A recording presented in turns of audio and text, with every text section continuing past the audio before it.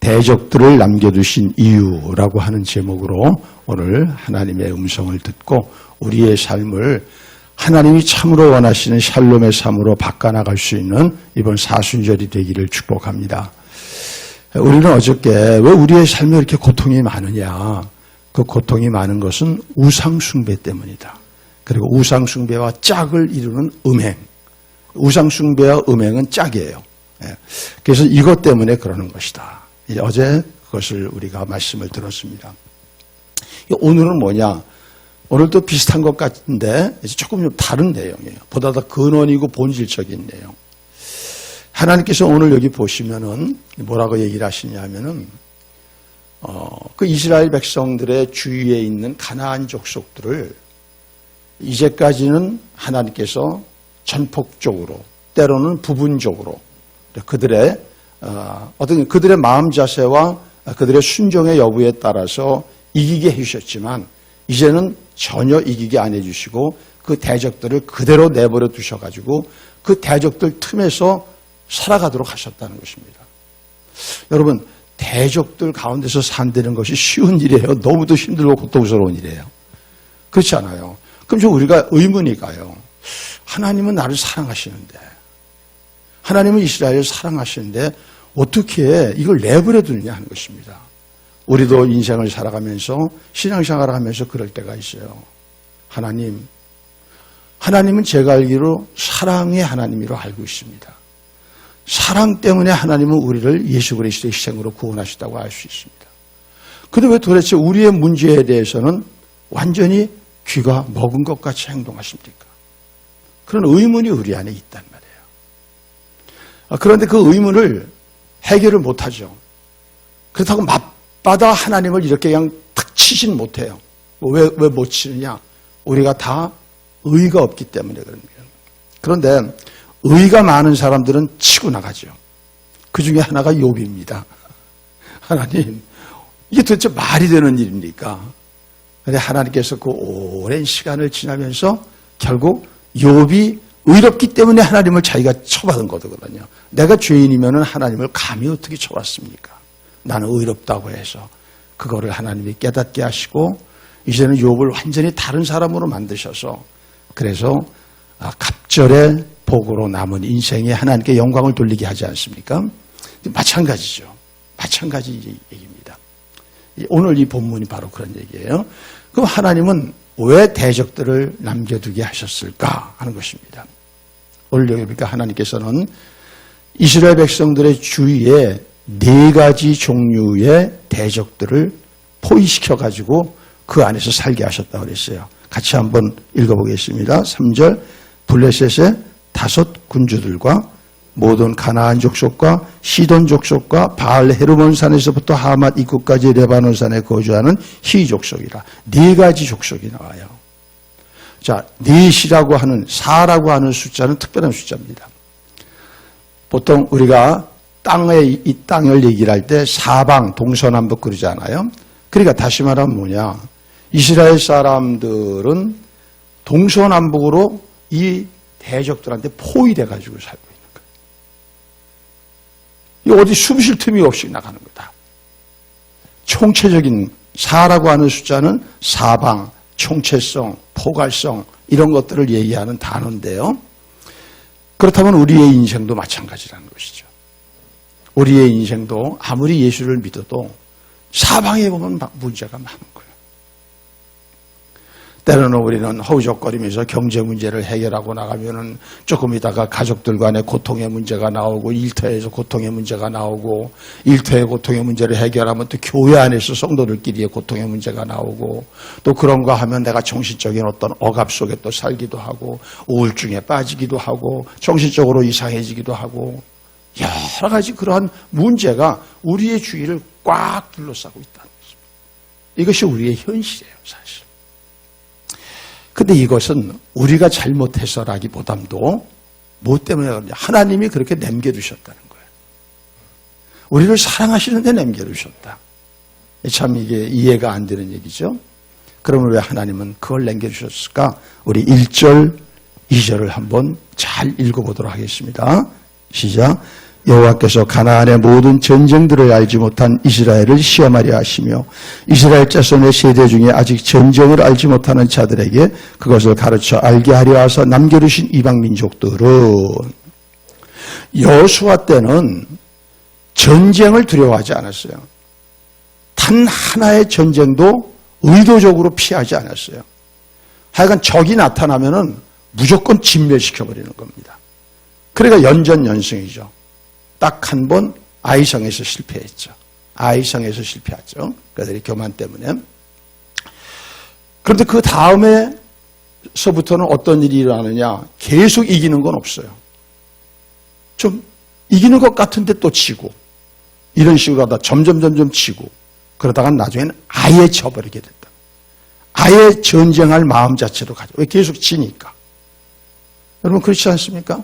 우리가 상대하고 싸우는데 압도적으로 이건 안 돼. 그러면 어떻게 해요? 싸움 포기할 수밖에 없잖아요. 죽으니까.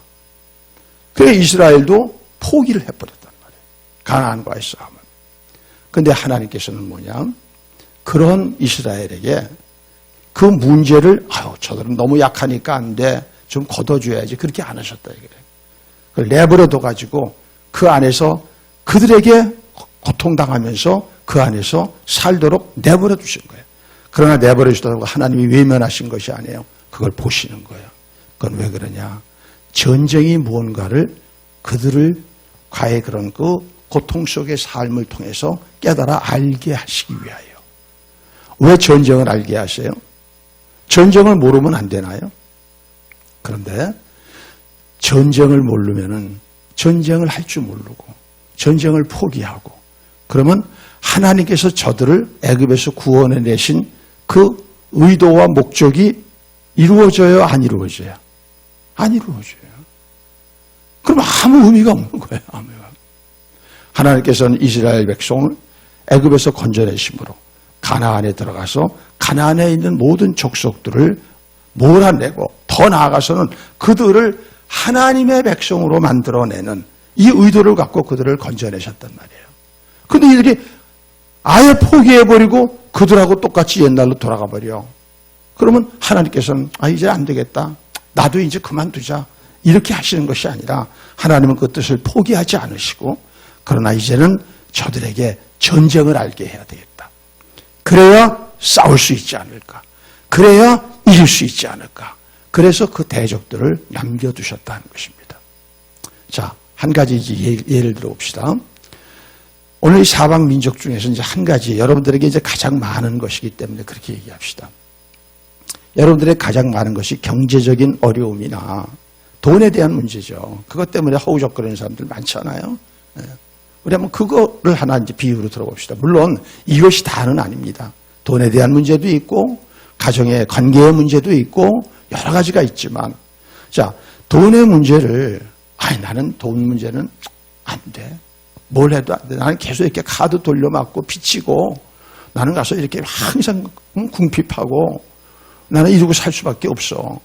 이렇게 내버려두면 일생이 그 사람이 행복해질까요? 샬롬이 될까요? 아니면 계속 불행해질까요?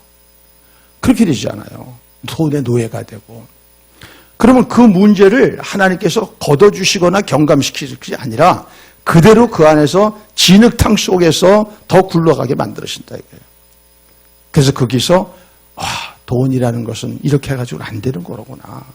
결국은 내 욕망을 죽여버리고 내게 주어진 이 소득 속에서 이것을 내가 충성되게 관리해서 나는 내 생각에 지금 300만 원은 있어야 산다고 생각하지만 100만 원밖에 없으면 이 100만 원밖에 없이 살아갈 수 있는 비결을 내가 터득해야 되는구나.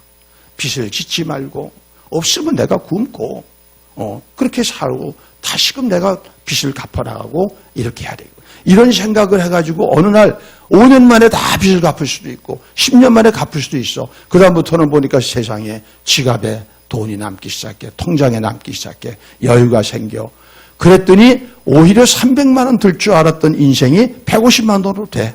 왜? 그 안에 쓸데없는 욕망과 욕구로 지저분하게 돈을 썼거든. 그러니까 이제는 돈에 여유가 있어. 남들 가서 밥 사줄 수 있어. 남들 어려우면 도와줄 수 있어. 그 다음에 난 돈에서 자유해. 어떤 인생이 좋아요? 어떤 인생이? 그렇죠? 얘기 하나만 하죠. 그거예요, 바로. 전쟁을 알게 하겠다는 그겁니다. 전쟁.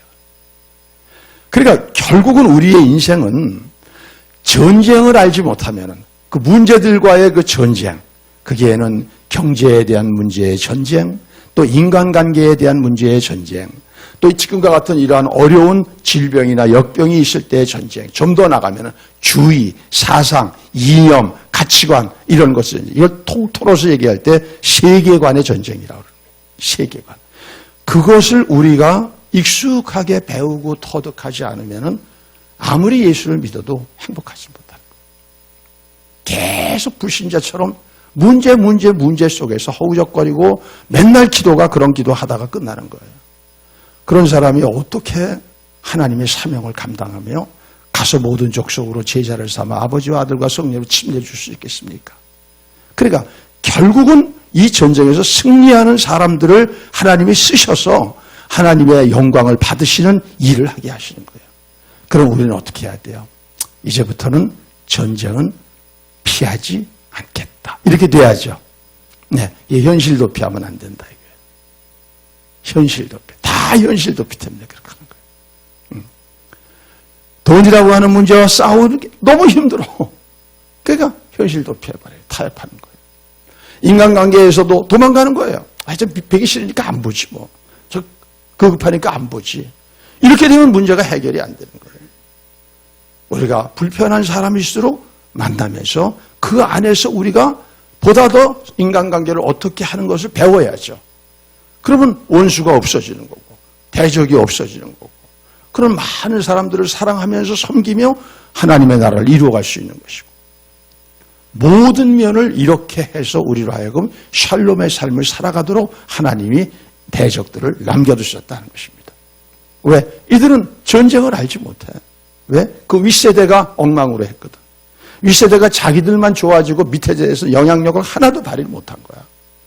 그러니까 이 사람들이 전쟁을 배우지도 못하고 전쟁을 해야 야 하나님이 이렇게 하셔가지고 이게 하시네 이걸 알 거 아니에요.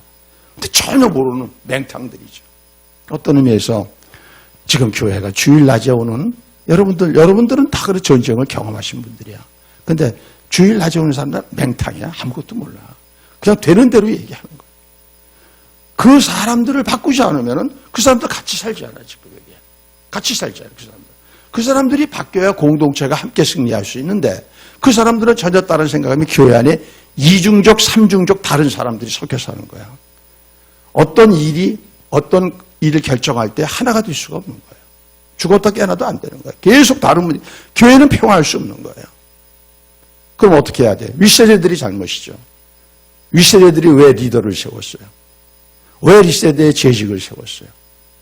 그걸 통해서 하나님과 싸운 그 경험을 알려주고 가르쳐줘서 그들도 싸우게 함으로써 하나로 만들어서 그러면 분열될 필요가 없잖아.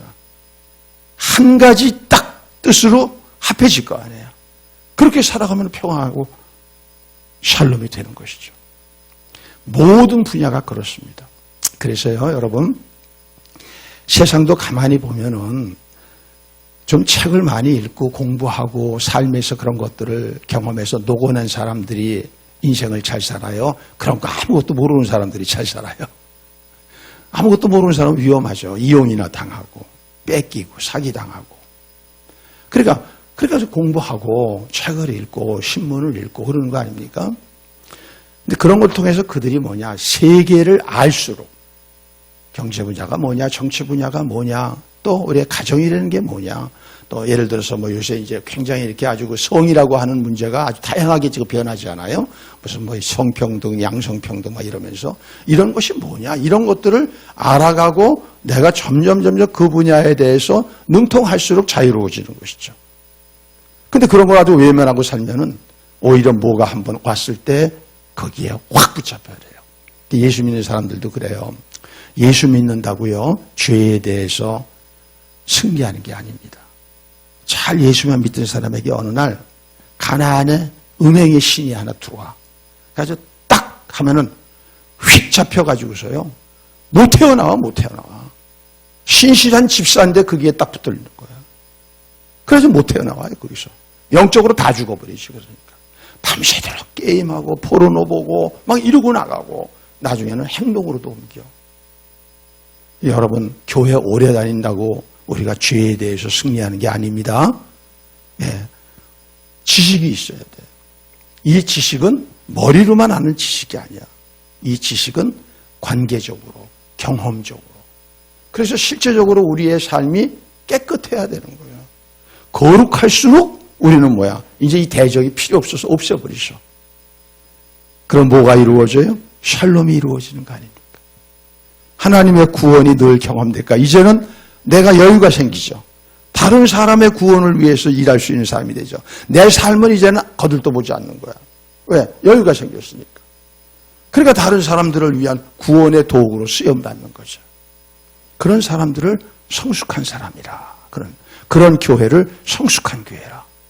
문제 속에서 헤어나지 못하는 건 아직 어린아이, 아직 미숙한. 그렇기 때문에 헤어나지 못하는 것이죠. 자, 왜 우리의 주위에 교회를 오래 다니고 충성해? 교회에 충성해. 여러분, 교회에 충성하지 마세요. 예수님께 충성하세요. 왜 교회에 충성해요? 교회가 여러분들을 구원으로 이끄는 게 아니에요. 예수님이 여러분을 구원으로 이끄는 거예요. 그러면 교회는 어디에 충성해야 되느냐?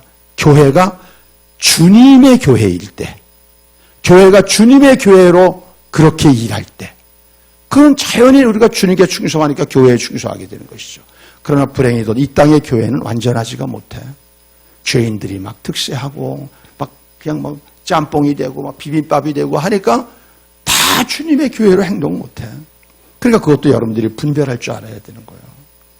그래서 이 교회에 충성한다고 하는 사람들이 바로 이게 교제주의에 빠지고 교회주의에 빠져가지고 그게 세상과 가서 피 흘리기까지 싸워서 십자군 전쟁 같은 게 그런 거 아니에요, 바로.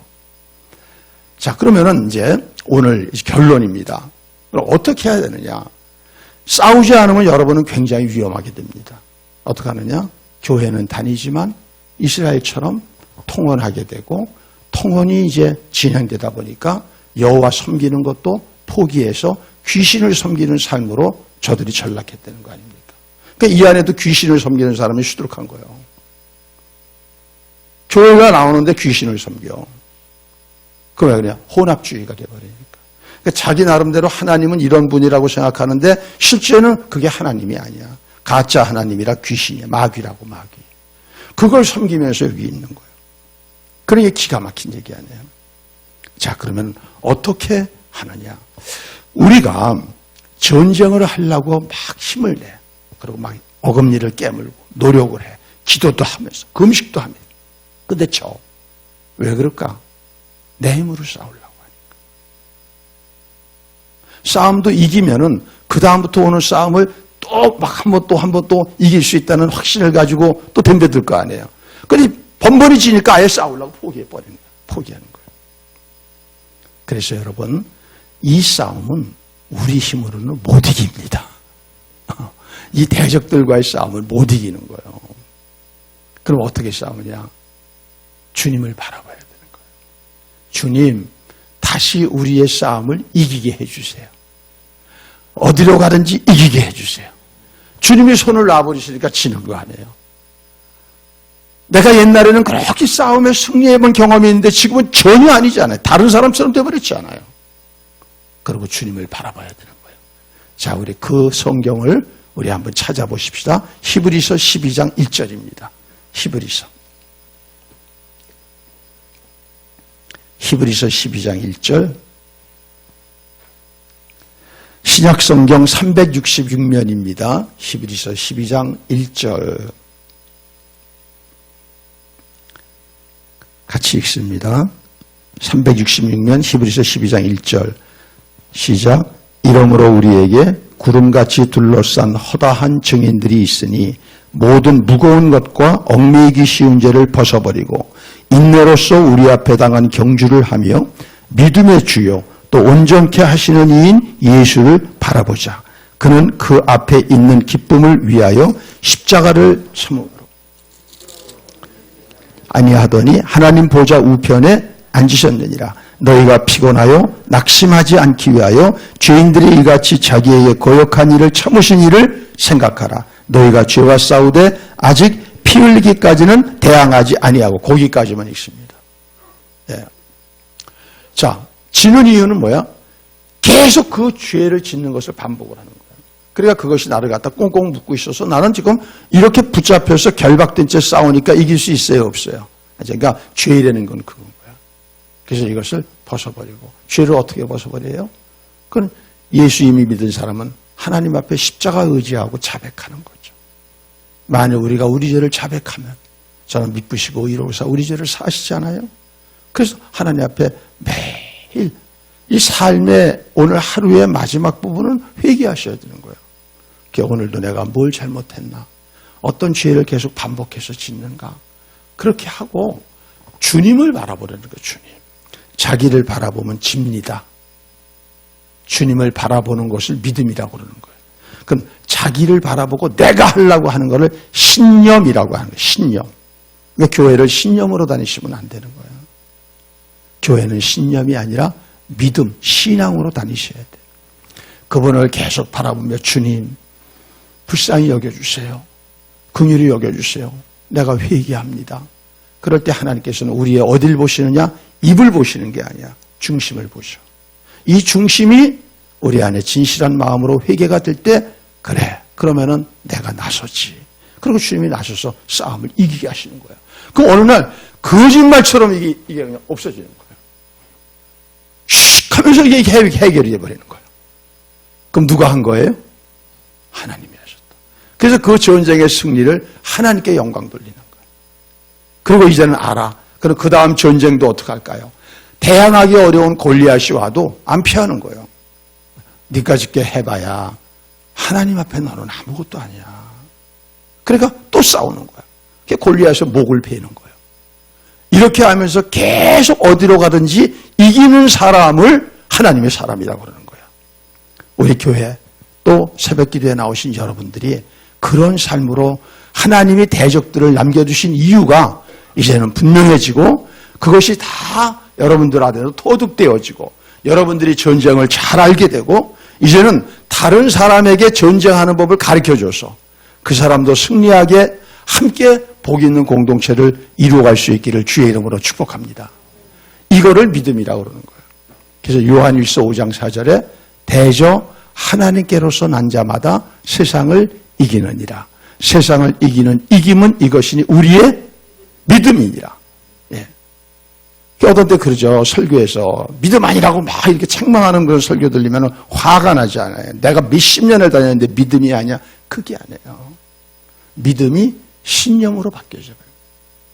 믿음이 율법으로 바뀌어져 버리는 거예요. 이렇게 되면 그 다음부터 패배가 되는 거예요. 그래서 바울은 로마서 1장 16절에 내가 복음을 부끄러워하지 않은 이 복음은 모든 믿는 자에게 구원을 주시는 하나님의 능력이 됩니다. 그래서 오직 의인은 믿음으로 말미암아 살리라. 우리가 구원도 믿음으로 받았지만 적과의 싸우는 우리가 거룩함도 성화도 믿음으로만 되는 겁니다. 믿음은 내가 하는 게 아닙니다. 그분을 의지하는 겁니다. 이럴 때 여러분이 마지막 최후의 대적, 죽음, 사망 그게 왔을 때도 눈썹 하나 까딱하지 않고 그 죽음을 이길 수 있는 사람으로 최후 승리하신 것이죠. 사랑하는 성도 여러분, 예수 믿는 사람은 뒤로 물러가는 법이 없습니다. 히브리서 10장에 나오지 않아요? 우리는 뒤로 물러가 침륜에 빠질 자가 아니요 구원을 이루게 하는 믿음을 가진 자란 말이에요. 영혼을 구원하는. 그래서 뒤로 간다는 건 벌써 이 사람이 가나안화된다는 거예요. 우리는 단 한 번도 뒤로 물러가면 안 돼. 그러면 이 뒤로 물러가지 않는 믿음은 뭐냐? 그게 주님을 계속 바라보고 가는 거예요. 내가 이 앞이 어떻게 될까 생각하는 게 아니야. 주님을 바라보고 갈 때 주님은 우리에게 뭘 약속하셨어요? 주 예수를 믿으라. 그러면 너와 내 집이 그 모든 앞에 있는 대적들에게서 우리가 건짐을 받고 구원을 받고 승리를 하고 마지막 어느 날 진정한 부활의 완성에 이르게 된 우리 자신을 발견하게 될 것입니다. 한 가지 여러분들에게 이제 여러분들 책을 보셔야 돼. 요새 인문학 열풍이 있죠. 왜 그러냐 하면은 왜 인문학을, 사실 예수 믿는 사람이 인문학이 필요 없다라고 얘기하시는 목사님들도 많으세요.